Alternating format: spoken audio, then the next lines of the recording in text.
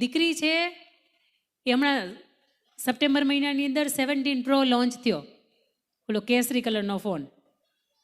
એ દીકરીને એના પિતાશ્રીએ લઈ દીધો. એટલે દીકરીએ જેવો ફોન ખોલ્યો ને ભેગો વિચાર્યું કે આમાં તો ટ્રાન્સપરન્ટ કવર આવ્યું છે, મારે એક નવું કવર લેવા જવું છે. એટલે એના સિટીની અંદર એના નાકાની બહાર પોતે ત્યાં કવર લેવા માટે જાય અને એને એવું કે સરસ મજાનું મારા ફોનને કાંઈ ન થાય, કારણ કે 1,70,000 રૂપિયાની કિંમતનો આવ્યો છે, એટલે ફોનને કાંઈ ન થાય ને આવું મને તમે કવર આપો. દીકરી ફ્રોક પહેરીને ગઈ હતી, શોર્ટ, એકદમ શોર્ટ. એટલે પેલા ભાઈએ એને ચારે બાજુથી માંડ ફ્રેમ કવર થાય ને આવો એને કવર બતાવ્યું. આવું નહીં, મારો આખો ફોન કવર થાય ને એટલે એવું કવર આપો. કારણ શું? તો કે ફોન 1,70,000ની કિંમતનો છે. અને એ દુકાનવાળા ભાઈએ બહુ મજાની વાત કરી, બેટા 1,70,000ની કિંમતની વસ્તુને તને ઢાંકવાનું મન થાય છે તો આ એક રિસર્ચ પ્રમાણે 365.67 લાખ રૂપિયાનું આ શરીર છે, એને ઢાંકવાનું મન કેમ નથી થતું? દેખીતી વાત છે ભાઈ, 1.5 લાખની વસ્તુને તમે હાંચવો છો, તા તો કરોડોની કિંમત છે. આ એક વખત ચરિત્ર, ઇજ્જત એક એવી વસ્તુ છે, એક વખત જાય ને ભાઈ, એ જાય, એ પાછી ન આવે. અને તમારી એકની નથી જતી, એની વાહે કોક એમ કે આ ભરતભાઈની દીકરી છે આવી હાલતમાં. ભરતભાઈ ક્યાં, ઓલા હોમા બાપા ક્યાં, અર્જણ બાપા ક્યાં, કેમ ખાનદાનીથી જીવા છે અને સંતાનો હાવ આવા. તે દિવસે સાહેબ તમને એકે શબ્દનો ફેર નથી પડતો, પણ એ દાદાને પૂછ્યા કે એને જ્યારે સમાજમાં કોક કહે છે ને ત્યારે એને મળતા મોઢું એનું માથું નીચે રાખીને આખી જિંદગી જીવવી પડે છે, કારણ કે તમારા કારણે એને સાંભળવું પડે છે. વિશ્વની કેટલી એવી સ્ત્રીઓ લઈ લ્યો, કેટલી એવી દીકરીઓ લઈ લ્યો કે જેણે હંમેશા પરિવારના નામ ઉજળા કર્યા છે. IAS ઓફિસર બને ને અને તે દિવસે કોક એમ કહે ને કે તમારું નામ હું, તમારું ગામ હું, અને તે દિવસે કોક બાપુને પૂછે ભરતભાઈ તમારી દીકરી, ઓહો ભરતભાઈ મેં તો વિચાર્યું નતું તમારી દીકરી આટલી બધી હોશિયાર છે. એ ભરતભાઈ આજ સુધીમાં ભરતભાઈ તરીકે ઓળખાતા હતા, હવે IAS ઓફિસરના પિતાશ્રી તરીકે ઓળખાય છે. અને આવી ઓળખ અપાવીને દીકરી તરીકે આપણી પહેલી ફરજમાં આવે છે.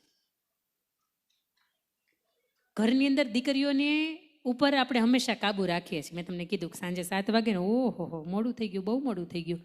ક્યાં હતા, કોની યારે ગયા હતા, હું કામેન ગયા હતા, કેમ મોડું થયું? આ જ સવાલો ક્યારેક દીકરાને પૂછ્યા? ક્યારેક દીકરાને પૂછ્યા? જેથી 12 વાગે ગોથા ખાતા ખાતા, લથડિયા ખાતા ખાતા ઘરે આવે અને તેથી સમાજની વચ્ચે તમે નાક કપાઈ નાખો, એની કરતાં બેટર છે કે જ્યારે એ મોડો થાય ને તેથી એને પૂછો ક્યાં હતા, હું કામેન ગયા હતા, કોની હારે હતા. દીકરીઓની 3 બેનપણી ખબર હોય તો એ માતાને ખબર હોય, પણ દીકરાને 3 દોસ્તારો હોય તો એની મા અને બાપ બેય તરીકે ખબર રાખવી કે આટલા એના દોસ્તારો છે ને અહીંયા રહે છે. કારણ કે દીકરો કેદી સિગારેટ પીતો થઈ જાય છે ને ખબર નથી પડતી. એ કેદી આ ગાંજામાં, ચરસમાં, અમારું સુરત બહુ મોટું હબ બની ગયું છે સાહેબ. નાકે તમે નીકળો ને તમને એમ થાય કે મને એનું વડાપાઉં ખાવું બહુ ગમે છે. સમજો, એનું વડાપાઉં ખાવું નહીં તો મને અંદરથી હખ ન થાય, પણ પછી 15 દી પછી વેપારમાં આવે કે વડાપાઉંના માધ્યમથી એવું ગાંજાનું એનું ચલણ છે ને એ વેચતો હતો. તમને જે લત હતી ને વડાપાઉંની નહોતી, તમને જે લત પડી ગઈ હતી ને ગાંજાની, ચરસની અને કેટલાય પ્રકારના ડ્રગ્સ છે ને એની તમને લત લાગી, તમને ખબર ન પડે. બ્લડની અંદર નશા નામનું તત્વ ઘરે ને પછી તમારું એકનું નખો જ નથી નીકળતું, તમારી યાર તમારા પરિવારનું હોતી નીકળે છે. એક છોકરો છે ને 12 વર્ષનો હતો અને સિગારેટ પીતા ઝડપાઈ ગયો. એટલે એના મમ્મી હતા ને એણે પહેલી વખત જોઈ લીધો, એટલે એના મમ્મીએ 2 ઝાપટ ફેરવીને મૂકી અને સિગારેટને એક બાજુ ભૂકો કરીને ફેંકી દીધી અને વાત ધમકી બતાવી કે હાંજે તારા પપ્પાને આવવા દે. હાંજે એને પપ્પા આવ્યા, એને પપ્પાને વાત કરી કે આપણો દીકરો સિગારેટ પીવે છે અને હજી 12 જ વર્ષની ઉંમર છે, તમારે જે કેવું હોય કહી દો ને, મારે એને ઘરની બહાર કાઢી મૂકવા છે. એના પપ્પા એવું કે મને 1 મહિનાનો સમયગાળો દે, હું 1 મહિનામાં એને સમજાવી દે. 30 દિવસ, 28, 27, 25, 24 આવી રીતે ધીરે ધીરે કરતા આવી રીતે એક છેલ્લો દિવસ બાકી હોય ને ત્યારે એના પપ્પા છે એને કહે કે બેટા સિગારેટ પીવી યોગ્ય નથી, આવા વ્યસનોથી આપણો શરીર છે એ પતી જાય છે. દીકરો ના પાડે કે ભાઈ આજ પછી પપ્પા સોરી, છેલ્લી વાર, હવે કોઈ દિવસ નહીં કરું. એને માથા ઉપર હાથ મૂકીને એવું કે પપ્પા આજ પછી કોઈ દિવસ મારાથી આવી ભૂલ નહીં થાય.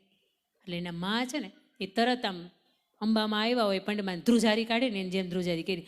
આ જ વાત તમારે એને કેવી હતી તો 30 દી પહેલાં કેમ ન કીધી, આજ કેમ કીધી? એને પપ્પાએ શું જવાબ આપ્યો ખબર છે? હું પીતો હતો, મારે 30 દી ત્યાં બંધ કરતા, હું બંધ કરું પછી મારા છોકરાને શીખમણ આપું ને. તમારા સંતાનો જો ક્યારેક વ્યસનના રવાડે ચડે ને તો સમજો કે એ આવડા હતા ને આપણે એને કીધું હતું કે ઓલો માવો અંબાઈ તો, ઓલી પેટી અંબાઈ તો, ને તો ઓલી પડીકી પડી હશે એ અંબાઈ તો. એટલે એક વખત એની ચિંતા પહેલાં વિચારજો, ઊભા થઈને પગ દુખતા હોય ને તો ઊભા થઈને લેવા જાજો જો તમારા જીવનમાં વ્યસન હોય તો. વ્યસનની વાત કરશું તો હવાર પડી જાય. જો જીવનની અંદર આ તત્વો હોય ને તો તમે ઊભા થઈને લેવા જાજો, પણ સંતાનના માધ્યમથી ક્યારેય નહીં મંગાવતા, કારણ કે એના જીવનમાં ક્યારેક આવી જાય ને તો ખબર નહીં પડે. દીકરા બે કુળને ઉજારે આવા હોય, કારણ કે એના જમાઈ તરીકે એનું સાસરિયું છે ને એ ગર્વ લઈ શકે, અને દીકરા તરીકે એના સંતાન એના મા બાપ છે ને એ ગર્વ લઈ શકે. જેમ દીકરી 3 કુળને ઉજાડે ને એમ દીકરા 2 કુળને ઉજાડે ને એવા હોય. અને દીકરા તરીકે જો તમે મા બાપના એકલોતા વારસદાર હોય, એકલોતા સંતાન હોય, તો ક્યારેક બાપાની બાજુમાં બેહીને પૂછજો કે દાદા આવડું મોટું મકાન બની ગયું, કેવી રીતે બની ગયું? દાદા એવું ક્યારેય નહીં કે રાતોરાત બની ગયું એમ. કારણ કે જે યુનિવર્સિટીનું જ્ઞાન આ બાની પાસે ને દાદાની પાસે મળે છે ને એ એઆઈના જમાનામાં, ગૂગલબાઈના જમાનામાં કે દુનિયાની કોઈ યુનિવર્સિટીમાં ક્યાંય મળતું નથી. કારણ કે એના સફેદ કલરના વસ્ત્રોમાં, કાળા કલરના વસ્ત્રોમાં, બ્લુ કલરના વસ્ત્રોમાં અને ભૂખરા કલરના વસ્ત્રોમાં આખી જિંદગી ગઈ નાખે છે. અને એ જિંદગી એટલા માટે ગહે છે કે તમે ઉજળા થાવ. એક દીકરો હતો ને એણે એવું કીધું એના પપ્પાને કે મને સ્કૂટર લઈ આપો, મને મારે સ્કૂટર લેવું ધૂમ કરતું, કારણ કે હું કોલેજના 1લા વર્ષમાં આવ્યો. એટલે એના પપ્પાએ બહુ મજાની વાત કરી, બેટા આપણી પાસે એવી કોઈ સગવડતા નથી, માંડ ખાઈને ખાવાનું થાય છે, અને જે પણ બચાવીએ છીએ ને તમારી હાટું જ બચાવીએ છીએ, પણ અત્યારે મારી પાસે કોઈ સગવડતા નથી. દીકરાને બહુ લાગી આવે, દીકરાને એમ થાય કે હું મારું ઘરનું ઘર છે ને એને છોડી દઉં. ઘર છોડીને જવાનો વિચાર કરતો હોય તો વિચાર આવે કે બહાર જઈને ખાય શું. એટલે પોતે શું કરે, પપ્પાનું પાકીટ પડ્યું હોય ને એ લઈને પોતાના ખીચામાં નાખી દે અને પોતાના ચપ્પલ પહેરીને ઘરની બહાર નીકળી જાય. રસ્તામાં ચપ્પલ તૂટી જાય એટલે ચપ્પલને ફેંકી દે. આગળ જતો હોય વિચાર આવે કે ઠેસ વાગી ગઈ છે, દવાખાને જાઓ અને પાટો બંધાય એવું, હવે મારે ઘરે નથી જવું, કારણ કે મારા બાપા મારી હાટું કોઈ દી કાંઈ બનાવતા નથી, કોઈ દી મારી હાટુંથી હું કહું એ પ્રમાણે હાલતા નથી. ઠેસ વાગી છે, દવાખાને જવાનું વિચારતો હોય એટલે ખીચામાંથી ઓલું પાકીટ કાઢે, અંદરથી જુએ ને તો કડકડતી 100 રૂપિયાની 2 નોટ નીકળે અને એક ચિઠ્ઠી નીકળે. એ ચિઠ્ઠીની અંદર લખ્યું હોય, રમેશભાઈની પાસેથી દીકરાને 10મા ધોરણની પછી ઉચ્ચ અભ્યાસ કરવા માટે 60,000 રૂપિયા સાયન્સમાં એડમિશન લેવા માટે લીધા છે, જે હજી ચૂકતે કરવાની બાકી છે, 2 વર્ષ વીતી ગયા. કાઉન્સમાં લખ્યું હોય, ભરતભાઈની પાસેથી દીકરાને કમ્પ્યુટર લેવું હતું, એના પૈસા લીધા છે, હજી ચૂકવવાના બાકી છે.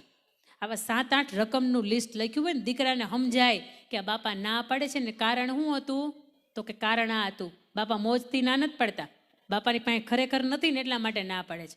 અને નીચે એક બીજી ચિઠ્ઠી હોય ને એ લખી હોય કે તમારી જૂનું બાઇક દઈ જાઓ અને નવું બાઇક હપ્તેથી લઈ જાઓ. એટલે દીકરાને તરત વિચાર આવે કે હું મારા પપ્પાને એવું કહેતો હતો ને કે મારે નવું સ્કૂટર લેવું છે, આજે સવારના પપ્પા દેખાતા નથી, એનું કારણ કદાચ આ તો નહીં હોય ને. એનું સરનામું ગોતે અને દીકરો ત્યાં જાય ને એટલે એના પપ્પાને ઓલો દુકાનવાળો 2 રજગજ કરતા હોય કે હાલે મારું એક લોતું એક્ટિવા છે ને તું રાખ, પણ એના બદલામાં મને તને નવું સ્કૂટર આપી દે, કારણ કે મારો દીકરો હવે કોલેજની અંદર આવી ગયો છે. અને દીકરો આ ઘટનાને જોવે ને ત્યારે બધ ભરી જાય બાપને અને જાહેર મંચની અંદર રડવા માંડે કે પપ્પા હું તમને સમજી ન શક્યો. દીકરા તરીકે બાપની જે પણ પાઈની કમાણી એને કેમ ભેગી કરી છે ને સમજજો, તો આ રામને તમે જીવનની અંદર ચરિતાર્થ કર્યા કહેવાય. કારણ કે દશરથ રાજાએ એટલું જ કીધું, રામ તમને 14 વર્ષનો વનવાસ મળે છે. રામે એક વખત પૂછ્યું નહોતું કે મારે વાક હું, એકે વખત નથી પૂછ્યું, ભાઈને કેમ નહીં, મને જ કેમ, મારી યારે જ કેમ ભેદભાવ, કાંઈ નહીં ભાઈ, મારા પપ્પાએ કીધું જ માનવું પડે, આ પેલી ફરજમાં આવે છે. આ ઘરની 3જી દિવાલ એટલે આપણા સંતાનો, જો એ ઉજળા હોય ને તો તમારા નામ બદલી જાય, તમારી અટક બદલી જાય અને તમારા ઉજળા કુળના સંસ્કારોની અંદર તમારી ગણતરી થવા માંડે. અને ઘરની 4થી દિવાલ એટલે આપણા મા બાપ. જે ઘરની અંદર લક્ષ્મીનારાયણ દેવની અને માં ઉમિયાની પૂજા થતી હોય એને તો વંદન જ છે, પણ એના દીવાબત્તી ક્યારેક ભૂલાઈ જાય અને એના બદલામાં તમે તમારા સાસુબાને અથવા તો તમારા સસરાને, ઘરના જે જીવતા જાગતા ભગવાન બેઠા છે અને આને પગે લાગો ને તો એ માતાજી ક્યારેય ન રૂઠે. સાસુબાને લાપસી ને શીરો ખવડાવો, ડ્રાયફ્રૂટ નાખીને ખવડાવો અને માતાજીના નિવેદ ન કરતો. એક વખત મને એટલી ખબર પડે, માતાજી તમારા સપનામાં આવીને ક્યારે નહીં કે મારા નિવેદ કેમ ન કરે ને એ માને કેમ ખવડાવ્યું, કારણ કે માતાજીને બેઠી બેઠી એવું કહે છે કે મને આ ચૂંદડી ચડાવવા માટે, મને હાડી ચડાવવા માટે, મારું શ્રીફળ માનવા માટે તું પછી આવજે, પણ તારે ઉપર મસ્તક ઉપર આમ હાથ રાખી શકે ને, હાથ ધ્રુજતો હાથ હજી તારે ઘરને આંગણે બેઠો છે અને આવા બહુ ઓછા સમય અને બહુ ઓછા પરિવર્તનવાળા ઘર હોય કે જેની અંદર આ ધ્રુજતો હાથ બેઠો હોય ને તો એની નોંધ લેવાતી હોય. વૃદ્ધાવસ્થા કોને કહેવાય ખબર છે? ઘરની અંદર બધાને નડતા હોય. દીકરાને 7 વાગે સ્કૂલે જવું છે એને પહેલાં નાવા જવા દો, 8 વાગે ટિફિન લઈને ભાઈને જવું છે એને પહેલાં નાવા જવા દો. તમારું શું કામ છે? નાજો ને 10 વાગે. પણ એ બા એવું કહે ને કે બેટા ચા પાણી મૂકજો અને 10 વાગે સરસ મજાની તમે ચા બનાવીને આવો ને તો એ મા બાપને તમે હાંચવા કહેવાય. ક્યારેક આ ધ્રુજતો હાથ, ક્યારેક લાકડીનો ટેકો પડી ગયો હોય તો પાછળથી આપણા સંતાનનો દાંત કાઢતા હોય ને કે લાકડીનો ટેકો પડી ગયો, તેથી સંતાનને એક ઝાપટ મૂકીને એનો લાકડીનો ટેકો કેજો જા દે ને. આ શિખામણ તમે તમારા સંસ્કારને તમારા સંતાનોની અંદર આપી શકો ને તો એ ઘરની અંદર તમે મા બાપને હાંચવી લીધા કહેવાય. ઘરની બહાર તમે નીકળો ને 1 કિલોમીટરનો આંટો મારીને આવજો, તમને 2-4 દીકરાઓ રસ્તા ઉપર ભીખ માગતા દેખાશે ને એને તમે પૂછજો તારા જીવનમાં માં છે એ તમને ના પડશે કે નહીં નથી, તારા જીવનમાં બાપ છે એ તમને ના પડશે કે નહીં નથી. અને એની હાલત તમે જોજો અને તમે સંતાન તરીકે તમારા આજે મા બાપ હયાત છે ને એની તમે એની હાજત જોજો. અને રાજભા ગઢવી જ્યારે એમના પિતાશ્રીનું દેહાંત થયું ને ત્યારે ખૂબ મજાની કવિતા લખી હતી કે ઉપાધિ તું કોઈ દી ઘરમાં હજી આ બાપ બેઠો છે, તમને મને ચૈતર મહિનાનો તાપ નથી લાગતો એનું કારણ છે કે આપણો બાપ બેઠો છે. એ માં ઉમિયા સ્વરૂપે હોય તોય ભલે અને લક્ષ્મીનારાયણ દેવ સ્વરૂપે હોય તોય ભલે. આવો છેલ્લી 5-10 મિનિટ મારા મંચ ઉપરથી લેવી છે. એની પૂર્વ ભાગની અંદર આ પરિવારનો મંચ છે, આ સપ્તાહનો મંચ છે, આ રામના જીવનના વાતોને એમના જીવનના અનુભવોને જીવનમાં ચરિતાર્થ કરવાનો મંચ છે. એ પહેલાં મંચના અગ્રભાગની અંદર હું જે જોડીને તમને બોલાવું એ જોડી અહીંયા મંચના આગળના ભાગની અંદર આવશો, મજા આવશે. છેલ્લી 5-10 મિનિટની અંદરથી પછી મારે આપની વચ્ચેથી વિદાય લેવી છે. જાઓ નહીં, છેલ્લી 10 મિનિટ રોકાઈ જાઓ. આપને વિનંતી છે કે આપને બોલવા હું નહીં આપું, માઇક નહીં આપું, એટલે ચિંતા નહીં કરતા. સાસુ અને વહુની જોડી અહીંયા મંચના આગળના ભાગની અંદર આવો. દેરાણી અને જેઠાણીની જોડી તમે અહીંયા ઉપસ્થિત હોય આગળના મંચ અને ઉપરના મંચમાં આવશો તો મને બિલકુલ વાંધો નથી, પણ તમે તમારી જગ્યા છોડશો ને એમાં મને મજા આવશે. અને તમે ક્યારના બેઠા છો એટલે હમણાં તમને ઊભાઈ કરીશ કે હાશ તમને ઘડીક એમ થાય કે ઊભા થઈએ કે. સાસુ વહુની જોડી આ મંચના આગળના ભાગમાં આવો. દેરાણી જેઠાણીની જોડી આ મંચના આગળના ભાગની અંદર આવો. અમારી કોલેજ કરતી હોય જો દીકરીથી સહન શક્તિ હોય ને હજી એ બેઠી હોય તો એના પિતાશ્રીની સાથે આવો. બેટા તમે કેટલા હું ભણો છો કે લગ્ન થઈ ગયા છે? Blue colour. હા તમે? હા લગ્ન થઈ ગયા છે, ઓકે. કોલેજમાં કોઈ ભણતું હોય આવું કોઈ અહીંયા બેઠું જ ખરું? એની સહનશક્તિ થોડી હોય ભાઈ, આ ગજબની તાકાત હોય એની સહનશક્તિ 11:15 વાગ્યા સુધી હોય. સાસુ વહુ આવો આવો આવો આવો. તમારે બધાને માટે છૂટી છે, તમારે બધાને માટે છૂટી છે. આ તો યજમાન પદ ઉપર છે. સાસુ વહુ ને દેરાણી જેઠાણી આવો. મંચના ઓલી બાજુ માથું રહે ને એવી રીતે ઊભા રહીજો. આવો આવો આવો. દેરાણી જેઠાણી આવો, ભાભી ને નણંદ આવો, 2 સગા 2 ભાઈ હોય તો એ આવો. કોઈ દીકરો હોય કે જે કોલેજમાં ભણતો હોય ને એ અહીંયા ઉપસ્થિત હોય ને અમે માતૃશ્રીની સાથે આવો. અને હા ઓકે બરોબર છે, એટલે એ પરિવાર જ આવી જાવ એમ.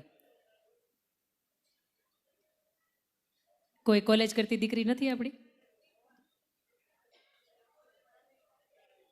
આવો છો. પપ્પા છે? નામ શું છે પપ્પાનું? હરેશભાઈ. અટક હરેશભાઈ પટેલ છે. તમારી દીકરી તમને બોલાવે છે. એમને ઝૂમ કરો તો.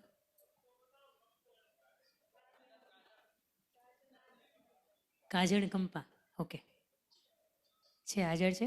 મમ્મી છે તમારા? મમ્મી બોલાવો, એમને બોલાવો. કોઈ દીકરો છે એ કોલેજમાં હોય અને એના પપ્પાની એની મમ્મીની સાથે અહીંયા આવી શકતા હોય એવા?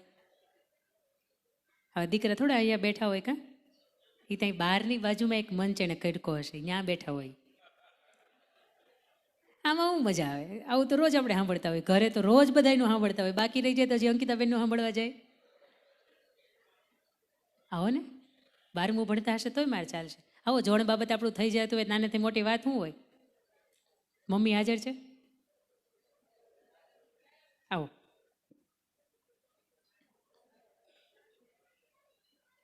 સગા 2 ભાઈ આવો ને, આપણો યજમાન પરિવારમાંથી જ 2 ભાઈઓ આવી જાઓ. સગા 2 ભાઈ આવો. મોટી ઉંમરમાં હશે તોય હાલશે, નાના હશે તોય નાની સંગે હાલશે આપણે તો. આવો. તમને એમ થતું છે ને બેન શું કરાવશે એમ? મને એમ થાય બધાને ભેગા કરીને શું કરાવવું હવે? આ તમારી ખોપડી છે ને એ મારી ચોપડી છે, એટલે હું કંઈ વાંચી વાંચીને બોલતી નથી. રામાયણના પ્રસંગોમાં ભૂલ ન થાય એટલા માટે મેં મારી ચોપડી મારી પાસે મેં રાખી હતી. મોટા મોટા યજમાન પરિવારની અંદરથી મોટા દાદા છે ને એ આવો ને, હું એવું ઈચ્છું છું. કાવો આ ભાવ 3 છે ને, 3 હાજર થાઓ. 3 આવી જાઓ. વાહ, હવે તમે તમારી જગ્યાએ ક્યારના બેઠા છો ને? હવે તો હા પાડો ભાઈ, ઊભા થઈ જાઓ. જાતા નહીં, જાતા નહીં, ઊભા થઈ જાઓ. ઘાસ કો કે ઊભા કર્યા. બા ઊભા થાવ, હમણાં ટાઈટ વહી જાહે, ઘરે બધી વયા જાવું આપણે. હાશ બોલો ને, હાશ એક વખત બોલો ને. હા, હવે પાણીની બોટલ વાળા નામ રાખવા પડ્યા, હાશ. રાજુભાઈ, મેં આપને એક સરસ મજાનું ગીત આપ્યું છે. તમે મ્યુઝિક સિસ્ટમને આપ્યું? તમને મેં આપ્યું છે ને મ્યુઝિક વાળાને? પહોંચતું કરો ને. મ્યુઝિક ક્યાં હેન્ડલ કરે છે?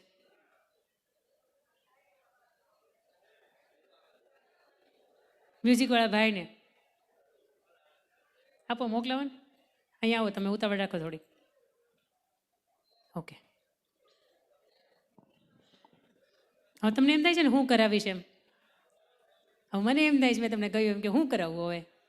બધાને ઊભા તો કર્યા છે. હવે જો હું તમને કાંઈ કરાવું નહીં તો તમે મને તમારા ચપ્પલ લઈ લઈને મારો. હા, ત્યાં મોકલી આપો. સાંભળો, આ છેલ્લી સરસ મજાનું રામચરિત માનસનું આ ઠેકાણું છે. આ ઠેકાણાની અંદરનો આ 3જો દિવસ. હજી તમારે 4 દિવસની આ કથાનું શ્રવણ છે. તમે ભાગ્યશાળી છો, કાંઈ આનંદ કંપાના આંગણે બેઠા છો, એટલે તમે હજી બાકીના 3 દિવસ છે એનો લાભ તમે લઈ શકશો. સરસ મજાના ભોજન જમો છો.